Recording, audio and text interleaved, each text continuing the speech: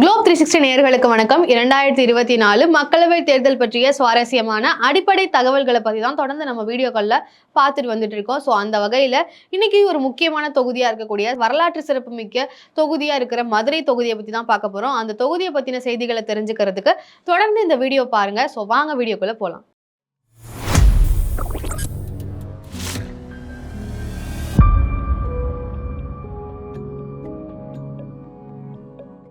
தென்னிந்தியாவின் ஏதென்ஸ் என்று அழைக்கப்படும் மதுரை தொகுதி பாண்டியர்களின் வெற்றி கொடி பறந்த ஒரு வரலாற்று மிக்க சிறப்புகளை கொண்டுள்ளது. இந்த சிறப்பு மட்டும் இல்லாம இந்த தொகுதிக்கு பல சிறப்புகள் இருக்கு, பல அடையாளங்களும் இருக்கு. அது குறிப்பா சொல்லணும்னா மீனாட்சி சுந்தரேஸ்வரர் கோயிலாக இருக்கட்டும், தமிழர்களோட வீர விளையாட்டான ஜல்லிக்கட்டு, வைகை ஆறு, இது மட்டும் இல்லாம பல சிறப்புகளை கொண்டுள்ள இந்த தொகுதி தமிழகத்தோட 2வது தலைநகரமா அறிவிக்கணும்னு சொல்லி மதுரை வாசிகள் நீண்ட கால கோரிக்கையாகவும் நீண்ட கால ஆசையாகவும் இருந்துட்டு இருக்கு.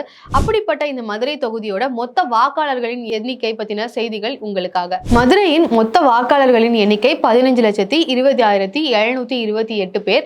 ஆண் வாக்காளர்களின் எண்ணிக்கை 7,50,321 பேர். பெண் வாக்காளர்களின் எண்ணிக்கை 7,70,328 பேர். மூன்றாம் பாலினத்தோரின் எண்ணிக்கை 79 பேர்.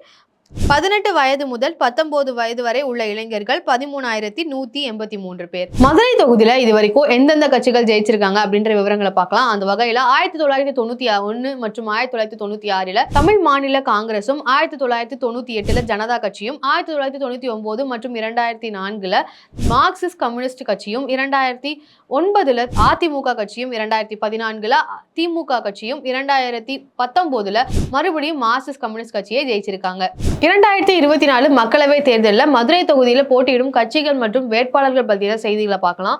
அந்த வகையில் அதிமுக கட்சியின் சார்பாக சரவணனும், கம்யூனிஸ்ட் கட்சியின் சார்பாக வெங்கடேசனும், நாம் தமிழர் கட்சியின் சார்பாக சத்யா தேவியும், பாரதிய ஜனதா கட்சியின் சார்பாக ராம சீனிவாசன் அவர்களும் போட்டியிடுறாங்க. கம்யூனிஸ்ட் கட்சியின் சார்பாக போட்டியிடும் வெங்கடேசன் வயது 54. இவர் ஒரு எழுத்தாளர், அரசியல்வாதி மற்றும் இந்திய மக்களவை உறுப்பினர். அது மட்டுமின்றி இவர் உத்தப்பூர் தீண்டாமை சுவர் இடிக்கும் போராட்டத்தில் பெரும் பங்கு வகித்தவர். கீழடி அகழாய்வு பிரச்சனையை உலகறிய செய்தவர். தமிழகத்தில் தீண்டாமை ஒழிப்பு போராட்டங்களில் கலந்து கொண்டுள்ளார். அது மட்டுமின்றி 2019 இந்திய நாடாளுமன்ற தேர்தலில் கம்யூனிஸ்ட் கட்சியின் வேட்பாளராக அறிவிக்கப்பட்டு 1.35 லட்சம் வாக்குகள் வித்தியாசத்தில் வெற்றி பெற்றார். அதன் பின் இம்மதுரையை வரலாற்று சிறப்புமிக்க நகரமாக மத்திய அரசு அறிவிக்க வேண்டும் என்று மக்களவையில் கோரிக்கை விடுத்துள்ளார். அதிமுக வேட்பாளரான சரவணன் வயது 55. இவர் ஓர் மருத்துவர். மதுரை நரிமேடு பகுதியில் மருத்துவமனை வைத்துள்ளார். இவர் 15வது சட்டமன்ற உறுப்பினர். திருப்பரங்குன்றம் சட்டமன்ற தேர்தலில் திராவிட முன்னேற்ற கட்சியின் வேட்பாளராக அறிவிக்கப்பட்டு தன்னை எதிர்த்து போட்டியிட்ட அதிமுக கட்சியின் வேட்பாளரான முனியாண்டியை 2396 வாக்குகள் வித்தியாசத்தில் வெற்றி பெற்றார். 2021 சட்டமன்ற தேர்தலில் திமுக கட்சியின் வேட்பாளராக போட்டியிட வாய்ப்பு அளிக்கப்படாததால் அதிருப்தியில் எல் முருகன் அவர்களின் தலைமையில் பாரதிய ஜனதா கட்சியில் இணைந்துள்ளார். இவர் பல தமிழ் திரைப்படங்களிலும் நடித்துள்ளார். நாம் தமிழர் கட்சியின் சார்பாக போட்டியிடும் சத்யா தேவி, இவர் ஒரு முனைவர் பட்டதாரி. யாதவா கல்லூரியில் வணிகவியல் பேராசிரியராக பணியாற்றி வருகிறார். அடுத்ததாக பாரதிய ஜனதா கட்சியின் சார்பாக போட்டியிடும் ராம சீனிவாசன் வயது 52. இவரும் முனைவர் பட்டதாரியே. இவர் தமிழக பாரதிய ஜனதா கட்சியின் செயலாளராக இருந்து வருகிறார். இவர் தன்னுடைய தேர்தல் பிரச்சாரத்தை மீனாட்சி சுந்தரேஸ்வரர் கோயிலில் தொடங்கியுள்ளார். மதுரை மக்களின் கோரிக்கைகள் என்னெல்லாம் அப்படிங்கிறத பார்க்கலாம். NIPER, national institute of pharmaceutical and research, தேசிய மருந்து தயாரிப்பு நிறுவனம். இது மதுரையில நிறுவனா மதுரை பார்மசூட்டிக்கல் ஹப்பா மாறுறதுக்கான வாய்ப்பு கிடைக்கும். அது மட்டும் இல்லாம உயர்தர மருத்துவ சிகிச்சைகள் மதுரை மக்களுக்கு கிடைக்கும் அப்படின்னு நம்புற காரணத்தினால இது விரைந்து செயல்படுத்தணும் அப்படின்னு நினைக்கிறாங்க.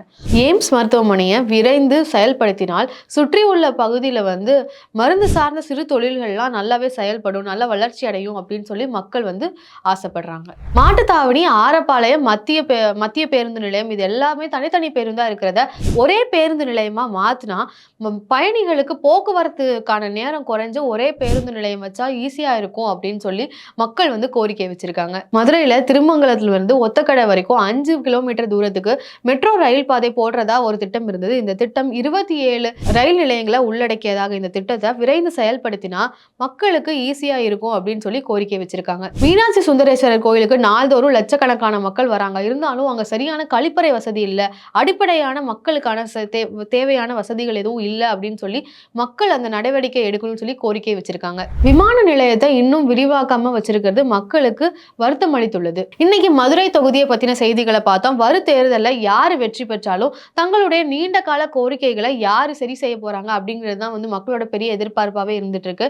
சோ இத மாதிரியான வேற ஒரு தொகுதியை பத்தின செய்திகளோட உங்களை சந்திக்கிறேன். அதுவரை உங்களிடமிருந்து விடைபெறுவது நான் உங்கள் ஸ்வேதா. நன்றி, வணக்கம்.